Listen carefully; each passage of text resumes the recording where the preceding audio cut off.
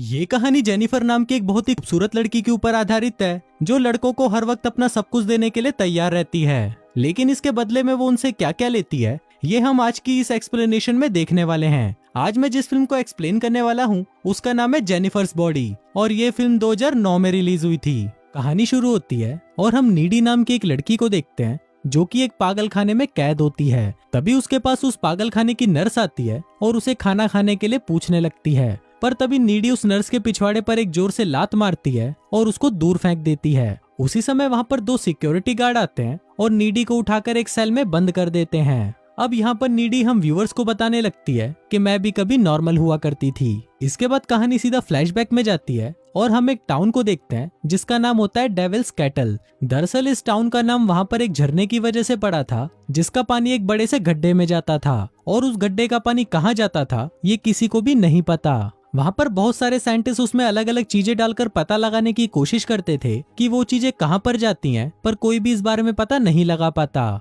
अगले सीन में हम जेनिफर नाम की एक खूबसूरत लड़की को देखते हैं जो कि कॉलेज की हेड चीयर लीडर होती है। जेनिफर अपने कॉलेज की सबसे सुंदर और कॉन्फिडेंट लड़की थी। और वहीं हम जेनिफर की बेस्ट फ्रेंड नीडी को भी देखते हैं जो कि जेनिफर से बिल्कुल ही उल्टी थी, लेकिन वो दोनों बेस्ट फ्रेंड थे और अपना ज्यादातर टाइम साथ ही स्पेंड करते थे।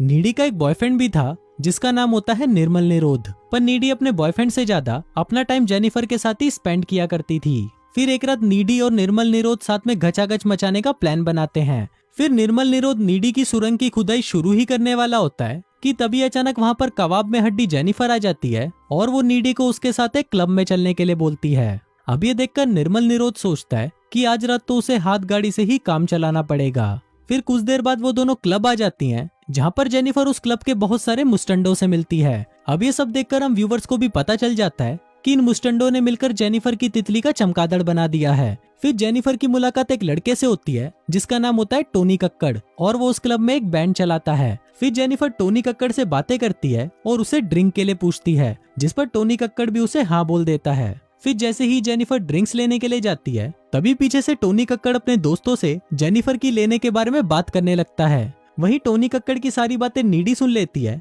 और फिर नीडी भागकर जेनिफर के पास आती है और उसे बोलती है कि टोनी कक्कड़ भड़वा है और तुम उसे अपनी प्यारी तितली मत देना।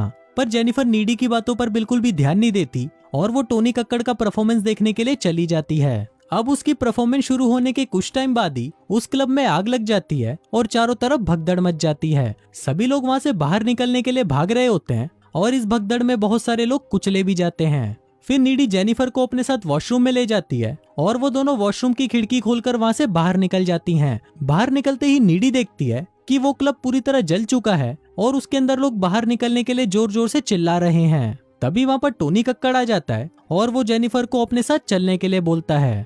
नीडी उसे जाने के लिए मना कर देती है, पर जेनिफर टोनी कक्कड़ के साथ जाने के लिए राजी हो जाती है और फिर वो टोनी कक्कड़ की वैन में बैठकर वहाँ से चली जाती है। पर नीडी को ये सब बिल्कुल भी अच्छा नहीं लगता कि जेनिफर कुछ अनजान चूतियों के साथ चली गई है। फिर घर पर नीडी को जेनिफर की बहुत चिंता होने लगती है, इसलिए नीडी अपने बॉयफ्रेंड निर्मल निरोध को फोन लगाती है और उसे सारी बातें बता देती है। नीडी बहुत ज्यादा घबराई हुई थी कि वो लोग जेनिफर के साथ कुछ कर ना दें।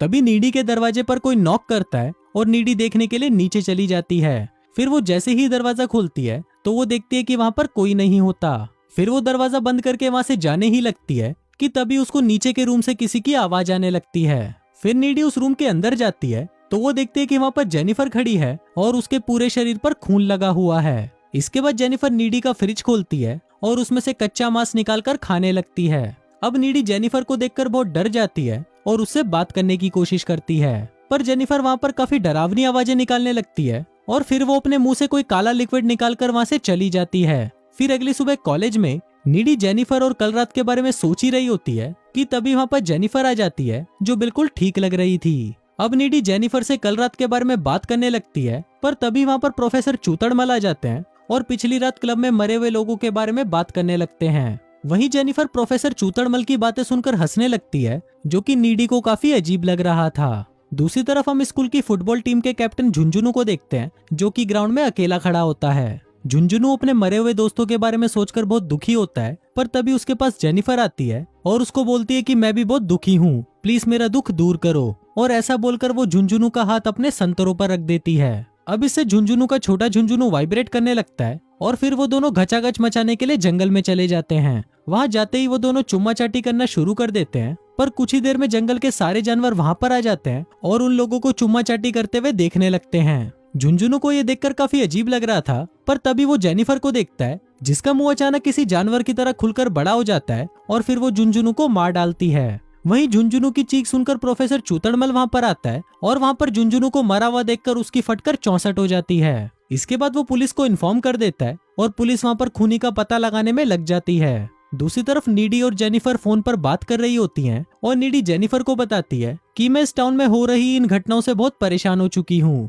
पर वहीं जेनिफर को इन सब बातों से कोई फर्क नहीं पड़ता और वो बातें करते हुए एक लाइटर से अपनी जीप को जला देती है। पर तभी हम देखते हैं कि उसकी जीप कुछ ही सेकंड में वापस नॉर्मल हो जाती है, जिसको देखकर हम व्यूवर्स को पता चलता है कि जेनिफर के साथ कुछ तो अजीब हो रहा है। अगले दिन कॉलेज में तैमूर नाम का एक स्टूडेंट जेनिफर के पास आता है और उसको साथ में डेट पर चलने के लिए पूछता है। वहीं जेनिफर भी तैमूर को हाँ बोल देती है और उसे आज रात को अपने घर पर बुलाती है और कहती है कि मैं अपना पता तुमको मैसेज कर दूंगी। फिर रात को जब तैमूर उस एड्रेस पर पहुंचता है तो वो देखता है कि वो बिल्डिंग पूरी तरह सुनसान है और वहाँ पर बहुत अंधेरा है। तभी जेनिफर वहाँ पर आती है और तैमूर के पास आकर उसे किस करने लगती है। इसी दौरान तैमूर नोटिस करता है कि जेनिफर की आंखों का कलर चेंज हो रहा है। अब ये देखकर तैमूर डर जाता है और वहाँ से भागने की कोशिश करता है, पर उसी वक्त जेनिफर तैमूर पर हमला कर देती है और उसे मारकर खा जाती है। दूसरी तरफ हम नीडी को देखते हैं जो कि अपने बॉयफ्रेंड के साथ पलंग तोड़ रही होती है, लेकिन तभी वहाँ पर उसको जेनिफर दिखाई देती है जिसको देखकर वो काफी ज्यादा डर जाती है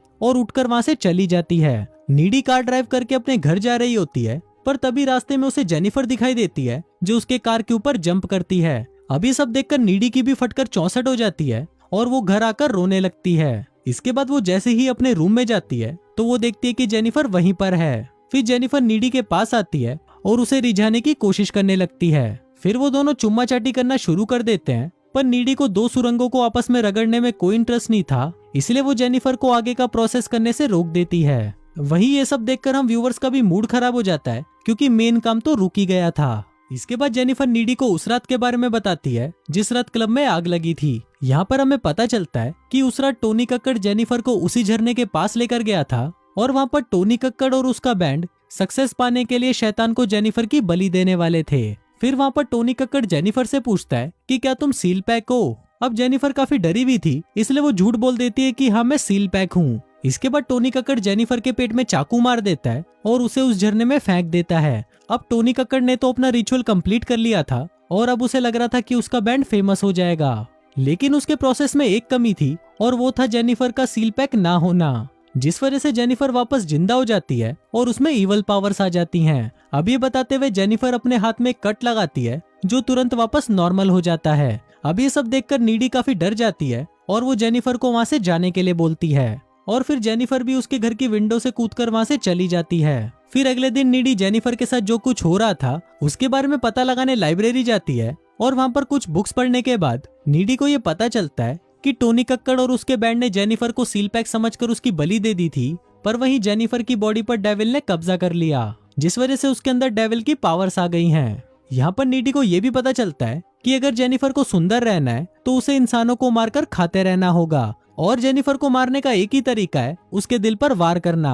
अब नीडी को ये डर लगने लगता है कि कहीं जेनिफर उसके बॉयफ्रेंड निर्मल निरोध को भी ना मार डाले, इसलिए नीडी निर्मल निरोध के पास जाती है और उससे ब्रेकअप कर लेती है। साथ ही वो उसे ये भी बताती है कि जेनिफर अब एक डेविल बन चुकी है, पर इस पर निर्मल निरोध उसकी बातों पर विश्वास नहीं करता और वहाँ से चला जाता है। उसी रात स्कूल में एक डांस पार्टी होती है और सभी लोग उस पार्टी में जाने के लिए तैयार हो रहे होते हैं। तभी नीडी भी सबसे पहले उस पार्टी में पहुंच जाती है और वहाँ पर निर्मल निरोध का इंतजार करने लगती है। दूसरी तरफ निर्मल निरोध पैदल ही अपने घर से उस पार्टी में जा रहा होता है। तभी रास्ते में उसे जेनिफर मिलती है और उसे नीडी के बारे में बताने लगती है। जेनिफर उसे बताती है कि स्कूल टाइम में नीडी के मौत के कुएं में बहुत सारे लड़कों ने अपनी बाइक चलाई है। अब ये सभी बातें सुनकर निर्मल निरोध काफी सैड हो जाता है, पर तभी जेनिफर उसे रिझाने लगती है और उसके साथ घचाघच करने के लिए उसे लेकर एक सुनसान जगह पर आ जाती है। वहीं पार्टी में नीडी को ऐसा एहसास होने लगता है कि शायद जेनिफर उसके बॉयफ्रेंड के साथ कुछ बुरा करने वाली है, इसलिए वो परेशान होकर निर्मल निरोध को ढूंढने के लिए पार्टी से बाहर आ जाती है। दूसरी तरफ जेनिफर निर्मल के साथ घचाघच करने की कोशिश करती है, पर तभी निर्मल उसे बताता है कि वो अभी भी नीडी से बहुत प्यार करता है। अब इस बात से गुस्सा होकर जेनिफर निर्मल को पानी में गिरा देती है और उसको मारने के लिए उसके पास आने लगती है, पर तभी वहाँ पर नीडी आ जाती है और अब जेनिफर उन दोनों को ही मारने की कोशिश करती है। फिर लड़ाई के दौरान निर्मल निरोध की वहीं मौत हो जाती है और जेनिफर वहाँ से भाग जाती है। अब नीडी को निर्मल निरोध की मौत से बहुत दुख होता है और अगले ही सीन में नीडी जेनिफर के घर पर जाकर उस पर हमला कर देती है। वहाँ उन दोनों में काफी लड़ाई होती है, जिस दौरान जेनिफर नीडी के कंधे पर काट लेती है, जिसके बाद नीडी जेनिफर के दिल पर वार करती है और उसे मार डालती है। फिर कुछ देर बाद जेनिफर की मॉम वहाँ पर आती है और वो नीडी को जेनिफर को मारते हुए देख लेती है। अब जेनिफर के खून के इल्जाम में नीडी को एक मेंटल हॉस्पिटल में भेज दिया जाता है। अब यहाँ से फिल्म वापस प्रेजेंट में आती है और हम देखते हैं कि जब लड़ाई के दौरान जेनिफर ने नीडी के कंधे पर काटा था, तभी नीडी के अंदर भी वो सारी शैतानी शक्तियाँ आ गई थी। इसके बाद नीडी उस जेल को तोड़कर वहाँ से बाहर आ जाती है और वहाँ से सीधा उस झरने के पास जाती है जहाँ पर जेनिफर की बलि दी गई थी। अब फिल्म के लास्ट सीन में हम देखते हैं कि टोनी कक्कड़ और उसका बैंड काफी फेमस हो गया है, पर कुछ ही दिनों के अंदर उसके बैंड के सभी लोग मारे जाते हैं और सीसीटीवी फुटेज से पता चलता है कि नीडी ने ही जेनिफर का बदला लेने के लिए उनको मार डाला है। और फिर इसी के साथ ही ये फिल्म यहीं खत्म हो जाती है।